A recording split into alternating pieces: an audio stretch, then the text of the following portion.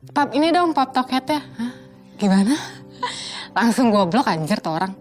Tapi tangannya hampir kayak mau ke bawah. Ke body shaming kayak, kok lu gendut sih? Atau kayak, even di keluarga gue sendiri juga ya. Kayak, bahkan di WhatsApp juga pernah, gue nggak tahu dia dapat nomor dari mana, terus tiba-tiba udah ada pap gitu. Aku nyinyirin balik sih biasanya kayak, apaan maksud lo kayak gitu? Aku lebih kayak gitu.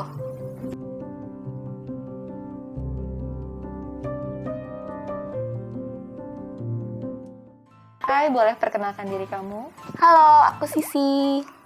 halo, aku Vira, umur aku 23, aku karyawan swasta. Halo, nama aku Stefani. Umur 24 kayaknya, tapi selalu menganggap diri umur 23 tahun. Halo, nama aku Ria. Umur 33 tahun. Pekerjaan karyawan swasta. Nama gue Ajeng, umur gue 24 tahun. Kamu tahu nggak sih pelecehan seksual itu apa? Pelecehan seksual itu kayak apa ya? Dipaksa ngelakuin sesuatu yang kita nggak mau, tapi yang berhubungan dengan seksual gitu. Kalau menurut aku, pelecehan seksual itu tindakan yang meresahkan, tidak menyenangkan, yang berhubungan dengan alat yang kita sebut sebagai vital sih. Well, as far as I know, pelecehan seksual itu suatu perilaku atau tindakan di mana dilakukan oleh sang pelaku terhadap korban dengan atau tidak sengaja gitu, dan merendahkan korban tersebut gitu. Nah, pengetahuan kamu tentang batasan pelecehan seksual itu apa aja sih? Dari misalnya cuma sekedar disiulin doang gitu di pinggir jalan tuh menurut aku sih udah pelecehan seksual. Mungkin kalau dengar kata pelecehan seksual terlalu sempit, orang mikirnya kayak yang berhubungan dengan seksual aja gitu. Tapi padahal kalau menurut aku makanya tadi aku bilang vital ya, mata juga vital, mulut juga vital, telinga juga vital gitu. Kalau menurut aku sih batasannya ya kayak apapun yang membuat kita tidak senang akan hal itu ya itu udah melecehkan sih. Nah, untuk pengetahuan aja nih, pelecehan seksual atau sexual harassment adalah sebuah tindakan yang tidak menyenangkan yang mengarah pada hal-hal yang berbau seksual, seperti pelecehan secara verbal, yaitu komentar fisik, rasis atau bisa siul-siulan, atau bisa juga tulisan seperti chat atau DM nakal. Ada juga tindakan fisik seperti disentuh, dihadang, dikuntit, atau difoto diam-diam. Ada juga visual seperti main mata, gestur vulgar, atau orang yang memperlihatkan kelaminnya di hadapan mata. Terkadang hal tersebut dilakukan tidak hanya oleh orang asing, bahkan orang terdekat pun juga bisa melakukannya. Apakah kamu sadar pernah mengalami salah satu tindakan pelecehan seksual tersebut? Kalau soal texting kayaknya pernah juga, apalagi di Instagram, di Twitter, bahkan di WhatsApp juga pernah. Gue nggak tahu dia dapat nomor dari mana, terus tiba-tiba udah ada pap gitu, lo tahu kan maksud gue itu. Ya verbal yang kayak ke body shaming kayak, kok lu gendut sih? Atau kayak, even di keluarga gue sendiri juga ya, kayak sebenarnya kalau di keluarga sendiri gue nggak gitu kayak apa ya, merasa sakit hati juga sih, karena ya udahlah udah biasa gitu kan. Sebenarnya gue agak kaget sih tadi tentang yang foto diem-diem itu. Sebenarnya gue pernah merasakan itu, kayak di foto diem-diem sama seorang laki-laki gitu. Dulu sih gue ngerasa itu kayak ini kayaknya tindak kriminalitas deh, tapi gue nggak menyadari juga kalau itu sebenarnya termasuk ke pelecehan seksual sih gitu. Kak, cantik deh. Pap dong. Oh, gue pikir pap, oh ya biasa lah ya. Terus nggak lama kemudian dia ngechat lagi. Pap ini dong pap toket ya. Hah? Gimana? Langsung gue blok anjir tuh orang. Kasopan banget. Itu dari online ya. Kalau yang hampir udah bentuknya sentuhan, itu aku pernah, jadi dulu aku sering sakit kepala. Nah terus dipanggilkan oleh salah satu ya terapis yang memang katanya mijit kepala. Tapi tangannya hampir kayak mau ke bawah, sedangkan dia laki-laki dan memang perjanjiannya memang ya cuma kepala aja gitu. Ternyata tangannya hampir ke bawah dan aku langsung tinggal pergi sih. Jadi tuh dulu tuh aku pernah magang kan di satu tempat. Nah di situ tuh lebih banyak cowoknya, lebih dominan cowok. Terus aku kan kalau misalnya lagi istirahat itu suka ngobrol bareng kan, chit-chat sama cowok maupun cewek. Nah kalau yang cowok itu tuh suka kayak ngajak ngobrol, tapi dari ekspresi matanya tuh kelihatan gitu loh, kayak dia ngeliatin postur tubuh ke bawah, ke atas kayak gitu. Nah, setelah mendapatkan tindakan tidak menyenangkan tersebut, apakah memiliki dampak besar atau serius dalam hidup kamu? Lebih ke apa ya? Kayak harus lebih jaga diri aja sih. Karena bisa bisa terjadi kapan aja dan oleh siapa aja yang kita bahkan nggak kenal. Itu tentu bikin affecting diri gue, jadi lebih mesti ngerasa lebih aware, lebih hati-hati kayak gitu.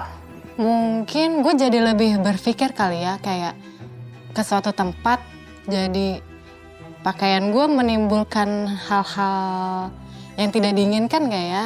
Lebih kayak mikir perilaku juga, kayak harus lebih bersikap lagi tentunya. Dampak yang besar enggak juga sih, cuma ini kayak it must be stopped gitu loh. Nggak bisa orang kayak gitu terus, karena nggak semua orang kayak gue yang bodoh amat. Jadi ya itu harus di stop.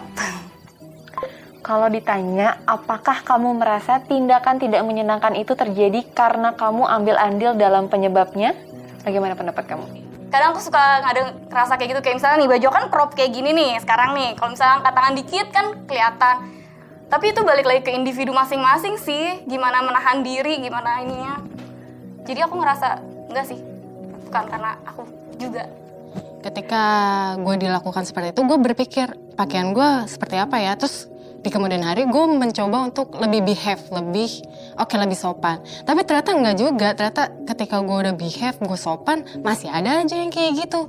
Terus kayak, lah salah gue di mana? Gue udah sopan loh. Dan ternyata itu balik lagi ke orangnya. Enggak sama sekali. Apa karena gue makan banyak terus gue gendut terus jadi harus digituin? Kan enggak ya, maksudnya itu menurut gue tindakan-tindakan seperti itu kebanyakan, memang ada orang-orang yang mengundang, tapi menurut gue kebanyakan itu datang dari orang yang melontarkan aja sih. Mungkin iseng atau kayak memang tidak bermanner atau berattitude, atau ya merasa semua orang itu berada dalam satu standar yang sama, padahal kan enggak gitu. Nah, fakta lain juga ada nih, saat terjadinya tindakan pelecehan di ruang publik, menurut survei sebesar 40% masyarakat masih acuh dan abai saat terjadi tindakan pelecehan di sekitarnya. Jika kamu berada di lokasi dan ada orang yang mendapatkan tindak pelecehan yang sama seperti yang kamu rasakan, apa yang akan kamu lakukan? Aku nyinyirin balik sih biasanya, kayak apaan maksud lo kayak gitu. Aku lebih kayak gitu. Ngebantuin kali ya, terus kalau misalnya kebetulan lagi rame-rame yang notice, gue ajak berantem kayaknya.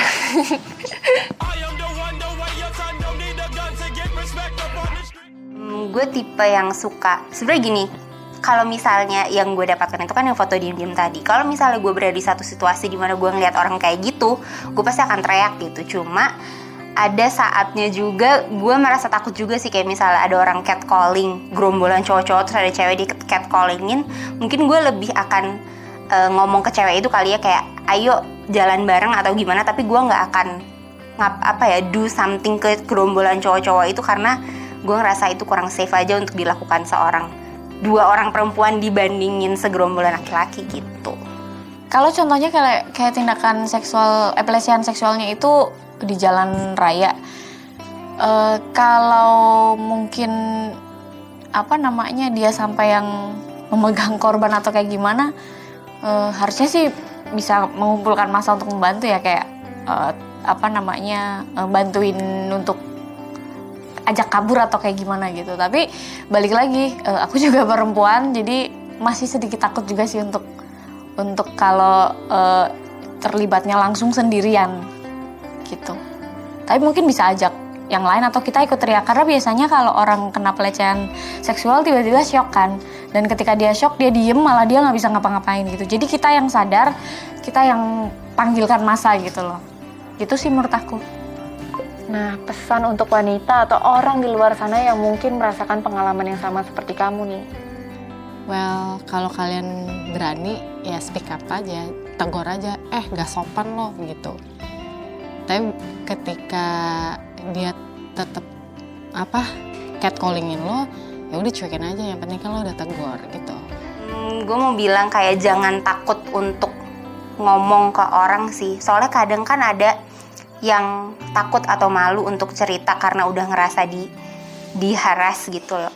Tapi menurut gue harusnya kalau itu terjadi, kita harus lebih speak up lagi. Jadi orang-orang yang kayak gitu lebih takut kali ya, lebih malu karena kalau dia melakukan, orang itu akan bicara gitu. Nah, pokoknya intinya lebih hati-hati, lebih mempersiapkan diri, dan mungkin bisa kalau misalkan kemana-mana pergi malam-malam barengan sama orang lain kali ya, nggak sendirian. Nggak usah terlalu didengerin selama lo ngerasa kalau diri lo tuh nggak seperti apa yang mereka bilang kayak gitu. Enjoy aja, santai aja. Jangan takut untuk melawan sih. Walaupun kita misalkan shock, tapi ya jangan takut untuk kabur atau mungkin menampar atau apa gitu. Kayak melindungi diri lah. Itu sih. Nah, sekarang coba kamu menghadap ke kamera dan ucapkan satu kata untuk orang yang sudah melakukan hal tidak menyenangkan ke kamu. Gak jelas. Brengsek. Maksudnya cuma please sadar bahwa itu perbuatan yang sangat tidak menyenangkan. Jadi harusnya jangan dilakukan lagi. Kalau lo nggak mau digituin, jangan gituin orang lain. Super. Fuck you. Oke. Buat kamu yang nyari konten menghibur dan bermanfaat, Jangan lupa Subscribe, like, dan komen di channel Funworks ini. Bye! Bye-bye. bye-bye. dah. Bye.